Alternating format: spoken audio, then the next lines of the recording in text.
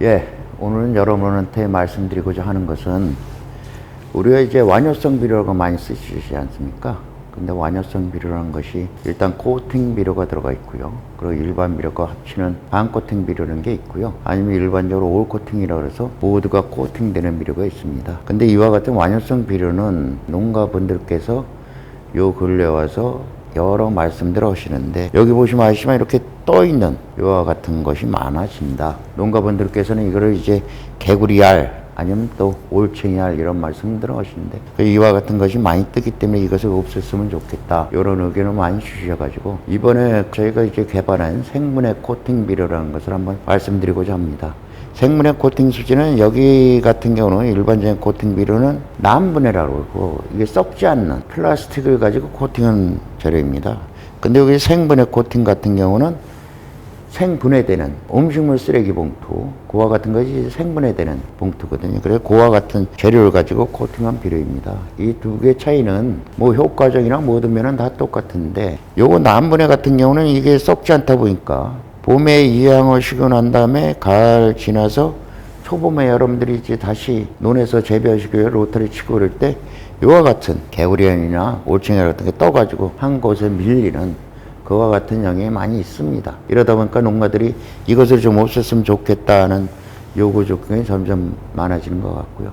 그래서 저희가 개발한 생분해 코팅은 이와 같은 것이 거의 없이 물로 이렇게 비산되는 게 거의 없는 그와 같은 비료입니다. 그 이유는 왜 그러냐면, 요 생분해 코팅이라는 것은 어쨌든 땅 속에 들어가서 물과 공기를 만나면 분해되게 돼 있거든요. 그래서 저희가 이제 말씀드린 게 생분해 코팅 이렇게 말씀드리고 있습니다. 여기 이거 같은 경우는 이제 처리 후 8개월 정도 된 건데요.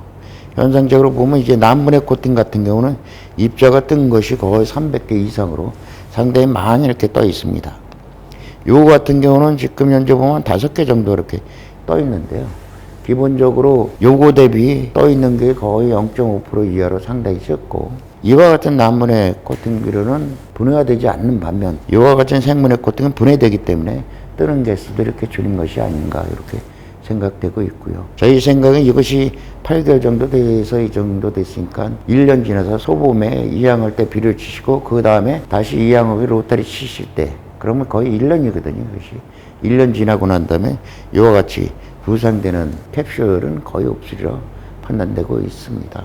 이와 같이 남분해 코팅 비료는 현재 이것이 이제 하천수를 따라서 이동하게 돼서 그것이 이제 해양으로 옮기게 되면 소위 여러분들이 많이 알고 계시는 미세 플라스틱 문제를 야기시키고 있습니다. 그러나 이와 같은 생분해 코팅 비료는 그와 같은 문제를 근본적으로 해결한 그와 같은 코팅 비료라 말씀드릴 수 있겠습니다. 오늘은 여기서 끝마치도록 하겠습니다.